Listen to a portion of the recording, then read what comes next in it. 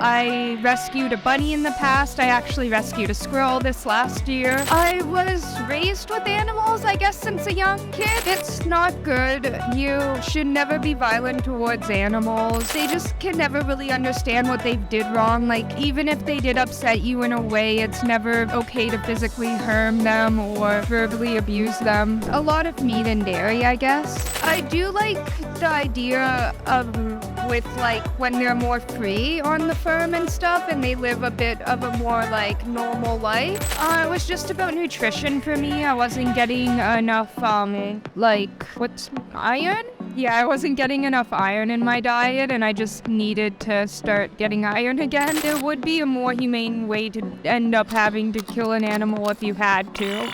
Hi everyone, this is Sheena and today I'm here with Alana and we're talking about animals. How are you? I'm good, how are you? I'm good, thank you. My first question is, are you an animal lover?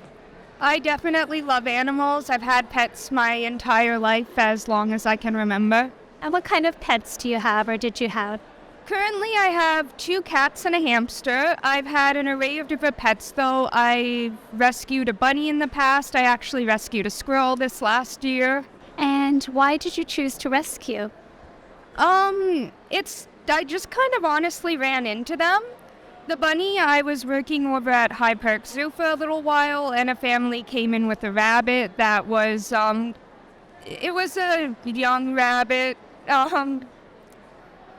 looking for a place, I guess. It wasn't exactly a wild rabbit, more domesticated. And then the squirrel, I was up over on Queen Street, and he was just kind of huddled at the side of a building, not in good condition. So I had to deflea him and clean him up before sending him to a wildlife. Wow, that's amazing. You seem like you have a lot of compassion for animals. Where did that come from? I was raised with animals, I guess, since a young kid. I have my one tabby who I've had forever. She's about 16 years old now. And then I was also in a lot of horseback riding farm programs, which is where a lot of the love comes from too. So you've had a lot of kind of close experience with animals. Would you say that you have a lot of compassion and empathy towards animals because you grew up with them? Yes, of course. What do you think about violence towards animals or those who are violent towards animals? It's not good. You should never be violent towards animals. They just can never really understand what they did wrong. Even if they did upset you in a way, it's never okay to physically harm them or verbally abuse them. Same with people. Yeah, so you think any kind of abuse, physical or verbal, is basically the same as abusing a human. Is that what you mean? Yes. There's a lot of bad after effects. My uncle has had a rescue dog, and just the body language I notice is definitely different from a lot of normal dogs. He's always ended up just kind of sleeping and curled up, and you can tell he's had a bit of emotional damage, but he's happier now. That exactly. And, when we have rescue animals, we get the chance to see the effect of the perhaps poor treatment that they've had, which a lot of animals, we don't get to see that, do we? Apart from the ones that we get to rescue and bring into our homes. Would you say that's right? Oh, yeah, definitely.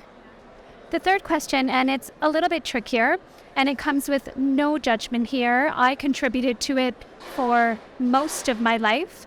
Are there any industries where you pay for people to be violent towards animals? And by that I mean, do you consume meat, dairy, eggs, and fish? Yes, I do.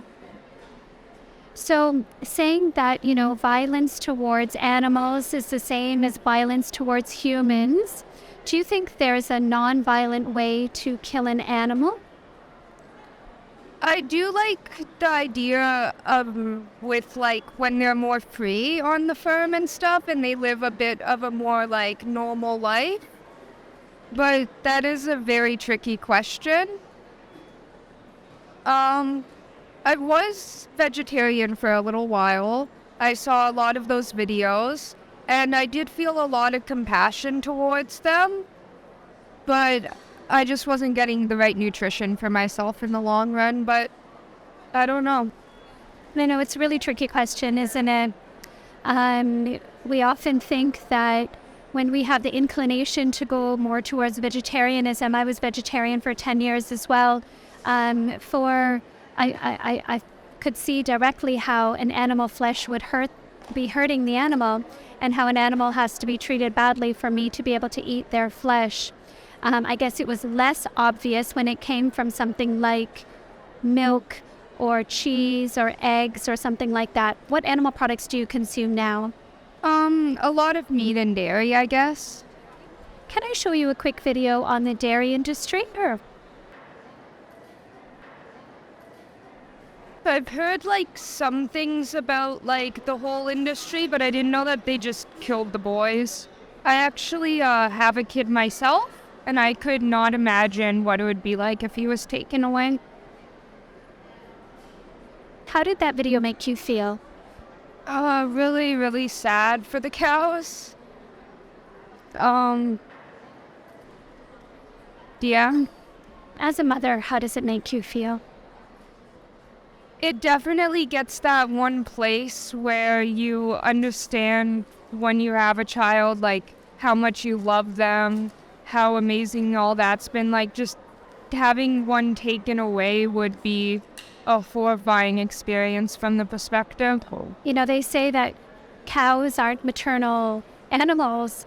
Somehow every mother is a maternal animal except cow. Do you think that's a bit of a convenient truth for the industry to tell us? Definitely it is. I think every animal definitely has a bond with its young in all the different species to some degree. So earlier when you said that you have empathy for the animals that you've had good, close relationship with, do you think all animals feel pain? Cows, chickens, pigs, fish, do all animals feel pain? Yes, definitely. Why did you stop being vegetarian? It was just about nutrition for me. I wasn't getting enough, iron? Yeah, I wasn't getting enough iron in my diet, and I just needed to start getting iron again. That's a big thing for a lot of people, especially for women, about our iron. And, you know, we're told that we need to get it from red meat. My whole life, I come from a family that was, you know, we have iron deficiency in our family, especially amongst the women. And we were told as well, you must eat red meat, you know, to get the iron. And I simply didn't realize that, weight for weight, kidney beans has more iron than red meat does. Really? Cool. Kidney. Yeah. Yeah. So do many lentils, green leafy vegetables. And now my iron, I'm vegan 4 years, my iron is higher than it ever was when I was eating all sorts of animals. So I said I was vegetarian for many years, from 16 to 26.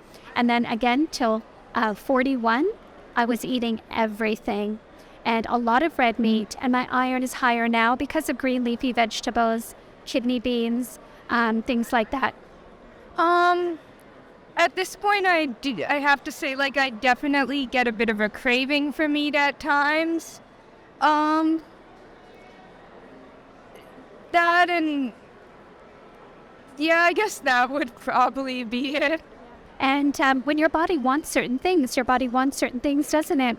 But when you up the amount of plant-based sources of those nutrients that your body wants, say for instance, iron, you might look at some red meat and say, oh, I really want that. But once you're eating all the other plant-based sources of iron, your craving for the animal flesh really goes down.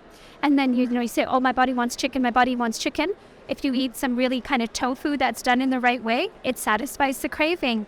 It is a little bit of a lifestyle change, but as an animal lover, do you think a small lifestyle change is worth the life of an animal?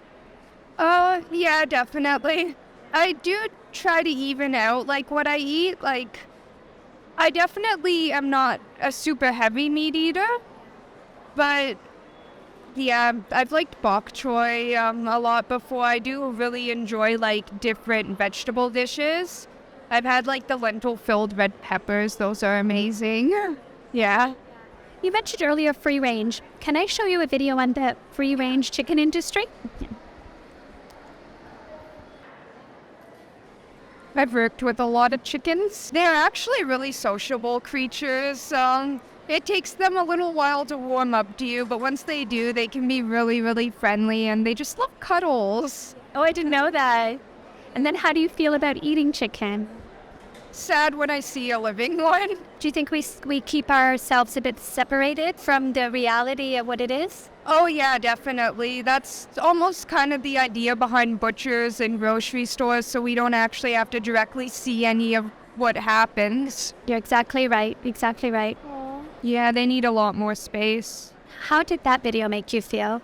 Definitely really sad. Yeah.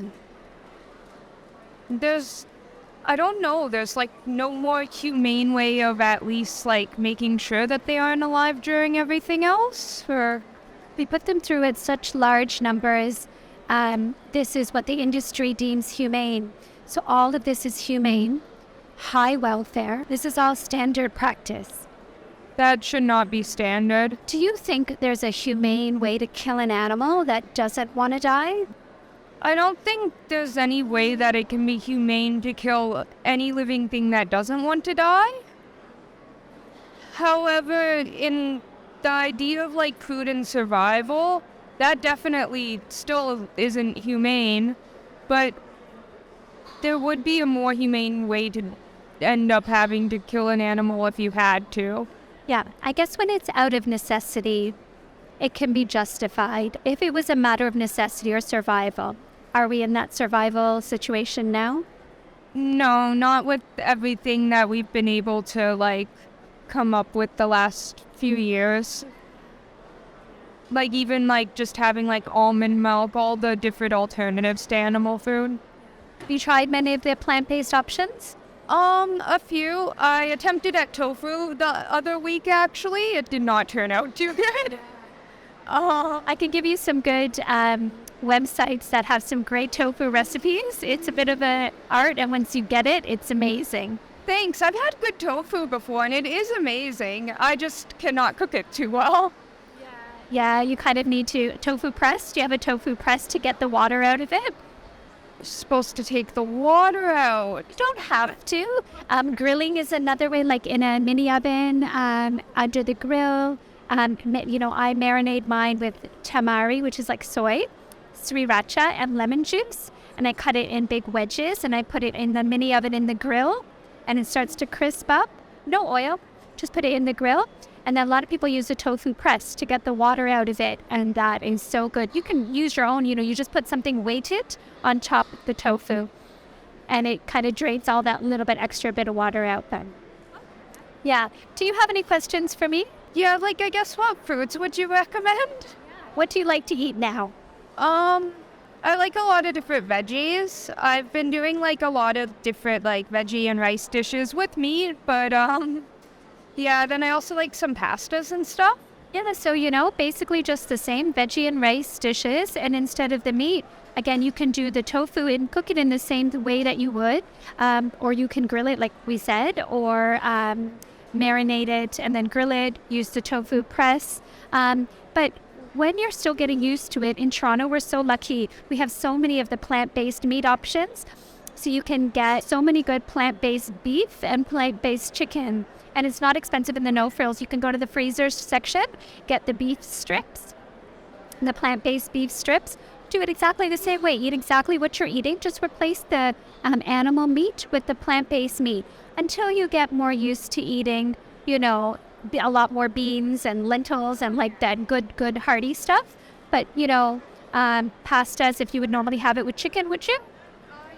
Yeah, so you could try it with the plant-based chicken. I put chickpeas in my pasta. Yeah, it's so good. Another one is seitan. Have you heard of seitan? I'll write these down for you. People find that to be a really good replacement. Plenty of good websites as well. There's one called Challenge 22, and they hook you up with a vegan mentor. There's a nutritionist on there, and great recipes. And it really helps people transition to veganism. It's all free, called Challenge 22. Would you be interested in? Yeah, definitely. Also, I have tried a lot of like the vegan meats. Like, they're actually really amazing. Yeah. Would you say that small difference in taste is worth the life of an animal? Oh yeah, definitely. When I would have them, I loved it. That's it. Do you have any other questions for me? Do you have any like vegan restaurants you recommend in Toronto? Oh my God, so many. There's so many. But the one easiest thing to do, there's an app called Happy Cow, and it tells you to put in your current location. It tells you all the closest vegan restaurants to you wherever you are in the world, or ones with vegan options. You can take vegan option or just vegan if you just want vegan. And like it tells you, according to your location, all the closest vegan places. It is a lifesaver. Okay, nice. And then in Toronto, the chain of Fresh restaurants. Fresh is great. There's four or five of them in Toronto. Parka, Planta, Bloomers Donuts. There are so many. I'll write a few of them down for you. And Happy Cow is a great resource as well. Okay, thank you. Okay, it was so nice to meet you. Nice to meet you.